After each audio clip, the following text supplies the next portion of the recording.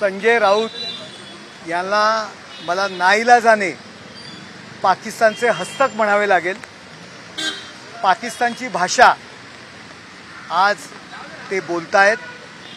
केवळ येणाऱ्या स्थानिक स्वराज्य संस्थांच्या निवडणुकीमध्ये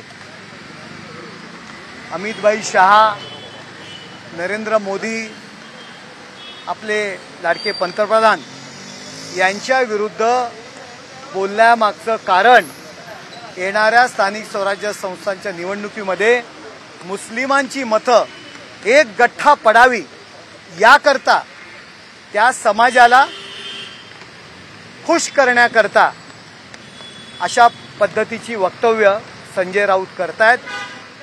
या देशामध्ये राजकारण न करता आपले जे सैनिक आहेत, सैन्य दल आहे, यावर आपण विश्वास ठेवला पाहिजे।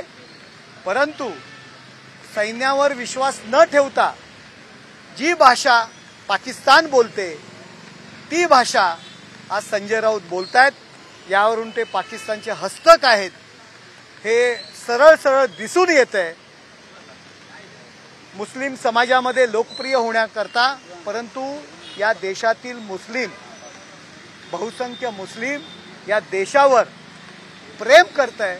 संजय राऊत यांचा जे काही भ्रमनिरास होणार आहे अशा पद्धतीची वक्तव्य करून मुस्लिम समाज यांना वोटिंग करणार नाही।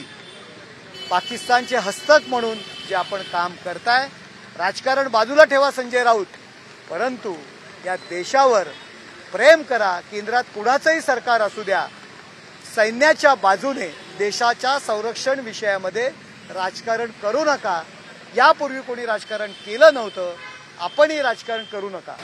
तर दुसरी गोष्ट पाहायला गेली तर काल आदित्य ठाकरे देवेंद्र फडणवीस भेटलेले आहेत आणि त्याबद्दलही त्यांनी त्याच्यावरती विधान केले। बघा, भारतीय जनता पार्टीने यावर प्रतिक्रिया दिलेली आहे। वेगवेगळे कार्यक्रम होते, त्यानिमित्त दोन्ही एकाच वेळी त्या हॉटेलमध्ये होते। यावर प्रतिक्रिया काय द्यायची? उद्धव ठाकरे यांचं एक मुलाखत प्रसिद्ध झालेली आहे, त्या मुलाखतीत त्यांनी स्पष्ट युतीचे संकेत दिलेले आहेत। हे बघा, आज एवढी वाईट परिस्थिती आलेली आहे की ज्यांना बाळासाहेबांचं नाव लावू नका म्हणून फरमान काढायला लावलं, आज त्यांच्याकडे युती करता याचना होते।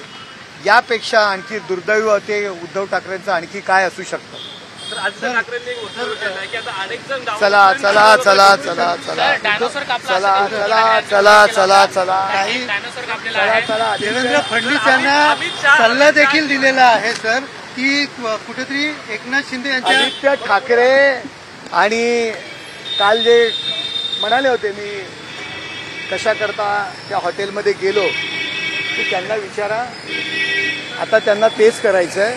मित्रांसमोर गाणी, गप्पा गोष्टी आणि डिनर आणि लंच एवढंच बाकी आहे, नाईट लाईफच बाकी आहे। उद्धव ठाकरेंनी देवेंद्र फडणवीस यांना सल्ला देखील दिला की एकनाथ शिंदे यांच्या मंत्र्यांकडनं कुठेतरी तुमची कुठे सरकारला कुठेतरी धोका होतो अशा प्रकारे। फुकटचा सल्ला, विकतचा सल्ला घेण्याकरता त्यांच्याकडे कोणी नाहीये, म्हणून फुकटचा सल्ला।